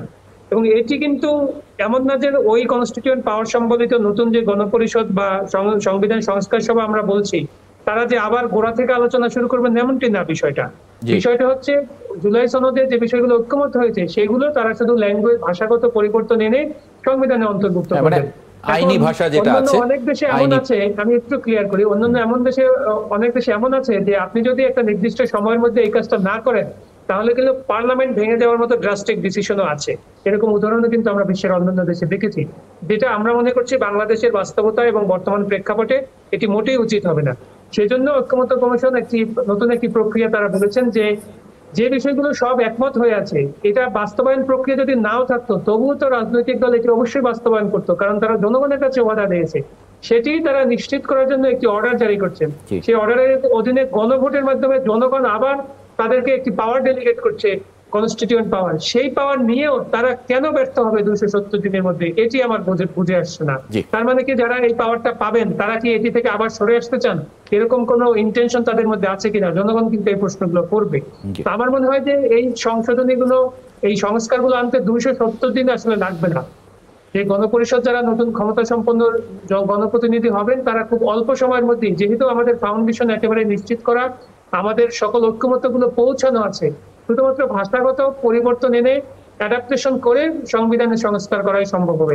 এই ক্ষেত্রে আমার মনে হয় 270 দিন লাগবে না, এবং যত দ্রুত এই কনস্টিটিউয়েন্ট পাওয়ার সম্বলিত এই ক্ষমতা তারা এক্সারসাইজ করবেন তত দ্রুত এই সংবিধান সংস্কার সভা ডিসলভ হয়ে যাবে, পার্লামেন্ট তার রেগুলার কাজে মনোনিবেশ করতে পারবে। দেশের যে অন্যান্য কাজ দীর্ঘদিন এই গণতন্ত্র না থাকার কারণে ফাঁকা হয়ে আছে, সংকট হয়ে আছে, সেগুলোর দিকে তারা মনোনিবেশ করে দেশকে এগিয়ে নিয়ে যেতে পারবেন বলে আমরা মনে করি। অনেক ধন্যবাদ অ্যাডভোকেট জহিরুল ইসলাম মুসা, ব্যারিস্টার ASM শাহরিয়ার কবির এবং অ্যাডভোকেট রুহুল কুদ্দুস তালুকদার দুলু, আপনাদের তিনজনকে যুক্ত হবার জন্য আজকে ৭১ জার্নালে। দর্শক, এ পর্যায়ে একটা ছোট্ট বিরতি নেব। বিরতির পরে ফিরছি একটি প্রসঙ্গে। আবার ইসরায়েলি হামলায় গাজায় নিহতের সংখ্যা বেড়ে 100 হয়েছে। এই খবরটা আরেকবার একটু আলোচনা করতে চাই। ফিরছি একটা ছোট্ট বিরতির পর। ইসরায়েলি হামলায় গাজায় নিহতের সংখ্যা বেড়ে 100 জন হয়েছে। হামাসের আক্রমণে এক IDF সদস্য নিহতের অভিযোগে মঙ্গলবার রাতে এই হামলা শুরু হয় এবং কাতার ভিত্তিক সংবাদ মাধ্যম আল জাজিরা দাবি করেছে ইসরায়েলি হামলায় এক পরিবারের 18 জন সহ মোট প্রায় 100 জন প্রাণ হারিয়েছেন। হামাস পরিচালিত বেসামরিক প্রতিরক্ষা দপ্তরের এক মুখপাত্র AFP-কে বলেছেন 22 শিশু সহ অন্তত 50 জন প্রাণ হারিয়েছেন, এছাড়া আহত হয়েছেন 2 শতাধিক। এ নিয়ে একটু কথা বলবো। অধ্যাপক আনিসুর রহমান, আন্তর্জাতিক সম্পর্ক বিশ্লেষক, তাকে একটু যুক্ত করে নেই। অধ্যাপক আনিসুর রহমান, গাজায় আবার তীব্র হামলা চালানোর নির্দেশ দিয়েছেন নেতানিয়াহু, এমনটি বলছে আল জাজিরা। তিনি এক বিবৃতিতে এটি বলেছেন, এরকমটা বলছে এই গণমাধ্যমটি। এছাড়া 100 জন নিহত হবার খবর আসছে বিভিন্ন গণমাধ্যমে। শান্তি চুক্তি বা যেটা হয়েছিল অনেক আশাবাদ জানিয়ে, আমরা সবাই খুব আশাবাদী ছিলাম। আপনি এ প্রসঙ্গে আপনার সঙ্গে কথা হয়েছিল, তখন আপনিও বলছিলেন যে এবারের শান্তি চুক্তিটা একটু অন্যরকম। সেই জায়গায় আসলে কি দেখেন, ভেস্তে গেল কিনা, ভেঙে যাচ্ছে কিনা? আনএক্সপেক্টেড আপনার ইসরায়েল এই ধরনের অ্যাপ্রোচ করবে, এটা একটু সন্দেহের দিকে আমরা দেখছিলাম যে ইসরায়েল একেবারে আপনার হাত গুটিয়ে সৈন্যকে প্রত্যাহার করে এখানে একটা শান্তি প্রক্রিয়ার মধ্য দিয়ে প্রসেস শুরু করবে, এই ধরনের প্রত্যাশা থাকলে পরেও ইসরায়েলের উপর যে ট্রাস্ট করা যায় না। ইসরায়েল যে আসলে ইন্টারন্যাশনাল সকল ধরনের আইন কানুন, ইন্টারন্যাশনাল সকল ধরনের ব্যারিয়ারকে উপেক্ষা করে, ইগনোর করে এরা অ্যাটাক যে কোনো সময় অ্যাটাক করতে পারে, সেটার একটা প্রমাণ কিন্তু দেখিয়েছে ইসরায়েল আজকে। এবং এই এয়ার স্ট্রাইকটা একটা ম্যাসিভ এয়ার স্ট্রাইক হয়েছে, more than 50 people killed এবং more than 200 people আপনার ইনজুর্ড হয়েছে। সুতরাং এটা এই সংকটটাকে আরো তীব্র করবে, কারণ এখানে আরো 2টা অ্যাক্টর কিন্তু জড়িত হয়ে যাবে। কারণ হলো যে এই যে ট্রিটিটা মানে শান্তি চুক্তিটা স্বাক্ষরিত হয়েছিল, এখানে 2টা দেশ আপনার মিডিয়েটর ছিল, একটা টার্কি আর একটা হলো আপনার ইজিপ্ট, মিশর। সুতরাং এই সমস্ত অ্যাক্টর গুলোতে আরো সংকটটা ঘনীভূত হবে, কারণ ইউএসএ এর সম্পৃক্ত থাকবে, টার্কি সম্পৃক্ত থাকবে। আমার কাছে যেটা মনে হচ্ছে যে ইসরায়েল তাদের যে এক্সটেন্সিভ পলিসি এটাকে আরো একটু এক্সটেন্ড করতে চায়। ইসরায়েল ইরানের সাথে একটা যুদ্ধ করেছে, আরেকটা বৃহৎ শক্তি তার্কির সাথে একটা উস্কানিমূলক একটা যুদ্ধের মধ্যে তার্কিকে নিয়ে আসার জন্য একটা চেষ্টা, অ্যাটাকের মধ্য দিয়ে। মানে তুরস্ককে অ্যাটাক করতে পারে এরকম আশঙ্কা করছেন? তার্কির যে বর্তমান অবস্থান, তার্কি আপনার অফেন্সিভ অ্যাটাকে তার্কি যাবে না, কারণ তার্কির এখনো ওই ধরনের সামরিক সক্ষমতা থাকলেও আপনার ইন্টারন্যাশনাল বলয়ে তার্কি একটু ডিপ্লোমেসিতে অনেকটা পিছিয়ে আছে, বিকজ অফ ইউরোপিয়ান অনেকগুলো রাষ্ট্র আছে, মানে গ্রিস এবং আপনার হলো যে ওয়েস্টার্ন অ্যালায়েন্স, যেটা এটা তার্কির এক্সপানশন চায় না। কিন্তু এই শান্তি চুক্তির প্রসেসের মধ্যে তার্কিশ ইন্টেলেকচুয়ালস, তার্কিশ পররাষ্ট্র দপ্তর কিন্তু ইনক্লুডেড। সুতরাং এইটাকে তার্কির হস্তক্ষেপটা থাকতে পারে, এবং সেক্ষেত্রে ইসরায়েল তার্কিতে কি ধরনের অ্যাটাকের দিকে যাবে সেটা এখনই আমরা স্পষ্ট না, বাট এখানে এই সংকটটা একটু আপনার জটিল সংকটের দিকে যাওয়ার সম্ভাবনা থাকবে। মানে আমরা এর আগে একটা খবর দেখছিলাম যে তুরস্ক মানে একটা বিশাল বহরের ইউরোফাইটার তারা মানে পাচ্ছে বা কিনছে, এরকম একটা গণমাধ্যমে এসেছিল। মানে এগুলো কি তারই অংশ? মানে তাহলে তো বড় ধরনের যুদ্ধ বা আমরা যেটা মানে বিশ্বযুদ্ধ সেই পর্যায়ে পর্যন্ত আশঙ্কা করেন কিনা? না, আপাতত বিশ্বযুদ্ধের কোনো আপনার সম্ভাবনা আমরা দেখছি না। বিশ্বযুদ্ধ হবে না, তবে এক ধরনের ম্যাসিভ একটা মিলিটারি এসকালেশন হতে পারে সেখানে। ধরেন যদি আপনি তার্কি নেটোর সদস্যভুক্ত একটা রাষ্ট্র, খুব ক্রিটিক্যাল এটা, বিকজ অফ নেটো সদস্য রাষ্ট্র হওয়ার জন্য যখন অ্যাটাক করবে ইসরায়েল এই দেশটাতে, তখন কিন্তু আপনার আমেরিকান এবং নেটোর সদস্যরা এই কান্ট্রিকে প্রোটেক্ট করার জন্য মানে বাধ্য তারা। অন্যদিকে তাদের ওয়েস্টার্ন অ্যালায়েন্সদের সবচেয়ে বন্ধু রাষ্ট্র হচ্ছে ইসরায়েল। সুতরাং এই সংকটটি যে কোন দিকে যাবে, মানে আপনার একটা বৃহৎ মিলিটারি এসকালেশন হওয়ার সম্ভাবনা থাকবে। আবার তার্কি কিন্তু মানে ছোট একটা মিলিটারি পাওয়ারফুল রাষ্ট্র নয়, ওয়ার্ল্ডের 7th মিলিটারি পাওয়ারফুল স্টেট, এবং এখানে আপনার হিউজ পরিমাণে ড্রোন ডেভেলপমেন্ট তারা করেছে, তাদের মিসাইল ডেভেলপমেন্টটা হয়েছে। সুতরাং এইটাকে আপনার ছোট করে দেখা যাবে না। দেখা যাক যদি এই এসকালেশনটা, ইসরায়েলের অ্যাটাকটা যদি 2-1 দিনের মধ্যে আপনার হলো যে লিমিট করে, in the time it can be good sign, but যদি এটাকে এক্সটেন্সিভ আকারে নেয়, in the time it will be bad sign for middle east security. আপনার কি মনে হয় যে এই যেহেতু মিডিয়েটরদের অন্যতম ছিল মিশর তো ইনভলভ হয়ে যেতে পারে এই কনফ্লিক্টে? কাতার, মিশর আসলে আপনার মিলিটারি দিক থেকে, সামরিক বা সমরাস্ত্র দিক থেকে মিশর অতটা স্ট্রং না।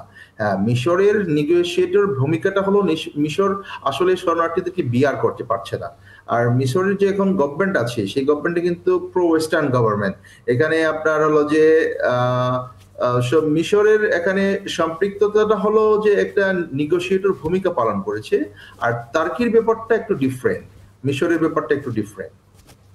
এখানে কাতার বা কাতার তো অনেক মানে যেটা বলছেন যে তার্কির ইনভলভমেন্টটা আশঙ্কা করা যেতে পারে না। 73-তে তো একটা বড় ধরনের আঘাত করেছিল ইসরায়েলকে মিশর। এটা আপনার আরব ইসরায়েল যে যুদ্ধটা হয়েছে, 4টা যুদ্ধ হয়েছে। এই 4টা যুদ্ধের আরবরা সর্বশেষ যে যুদ্ধটা হয়েছে, সেখানে কিন্তু আপনার ওরা একেবারে সারেন্ডার করেছে। তাদের মিলিটারি ওয়েপন ছিল, but they had no power to lead the expedition in Israel. But এখন মিডল ইস্টের 2টা অ্যাক্টর খুব গুরুত্বপূর্ণ। আরব বিশ্বের মধ্যে আপনার আরব রাষ্ট্রগুলো না, আপনার টার্কি এবং ইরান, এই 2টা আরব রাষ্ট্র না, বাট এই 2টা মুসলিম রাষ্ট্র, মিলিটারি পাওয়ারফুল কান্ট্রি। এবং আপনার ইসরায়েলের সাথে ইরানের যে যুদ্ধটা হয়েছে, আপনি এটাকে ডিসিসিভ ব্যাটল বলবেন না, বাট ইরান কিন্তু এখানে ইসরায়েলকে বিভিন্ন দিক থেকে অ্যাটাক করেছে একটা, এবং মেটেরিয়ালিস্ট একটা কান্ট্রিতে আপনার এক ধরনের ধস নেমে এসেছে। সুতরাং তার্কিও যদি অ্যাটাকে যায় বা তার্কির সাথে যদি অ্যাটাক হয়, ইন দ্য টাইম এই ক্রাইসিসটা বড় ধরনের ক্রাইসিস তৈরি হবে। মানে সেখানে ইরান কোনো ভূমিকা রাখবে? ইরানের ভূমিকা কি হবে তখন? ইরানের ভূমিকা থাকবে, রাশিয়ার ভূমিকা থাকবে, নেটোর ভূমিকা থাকবে, কারণ তার্কি একমাত্র মুসলিম রাষ্ট্র যেটার সাথে নেটোর সদস্যপদ রয়েছে।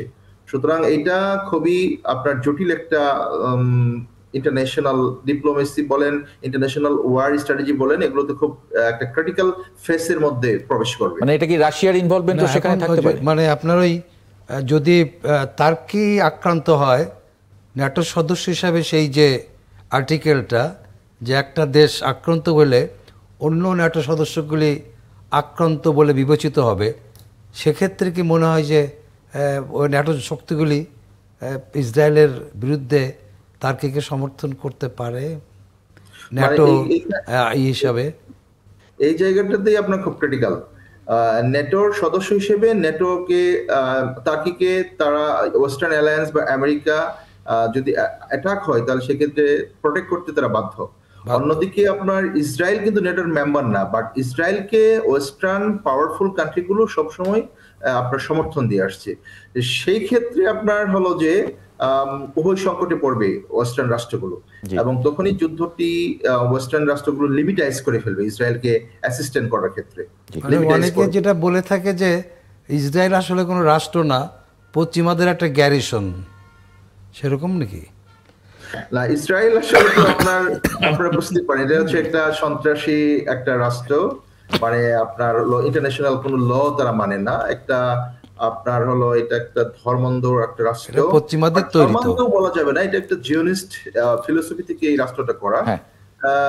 সুতরাং এখানে এটা, বাট এই রাষ্ট্রটা হচ্ছে ওয়েস্টার্ন ইন্টারেস্টের, মিডল ইস্টে ওয়েস্টার্ন ইন্টারেস্টের সবচেয়ে বড় অ্যাক্টর, মানে ওয়েস্টার্নদের সবচেয়ে বড় বন্ধু রাষ্ট্র এটা, বিকজ অফ মিডল ইস্টের যে সম্পর্ক। সেই কারণেই আসলে বিষয়টা ক্রিটিক্যাল, মানে এখানে টার্কি ইনভলভ হওয়া বা সেই নেটো রাষ্ট্রগুলো। অনেক ধন্যবাদ অধ্যাপক আনিসুর রহমান এবং এলাহি নেওয়াজ খান, আপনাদের দুজনকে যুক্ত হওয়ার জন্য আজকে ৭১ জার্নালে। দর্শক, আপনাদেরকেও ধন্যবাদ জানাচ্ছি।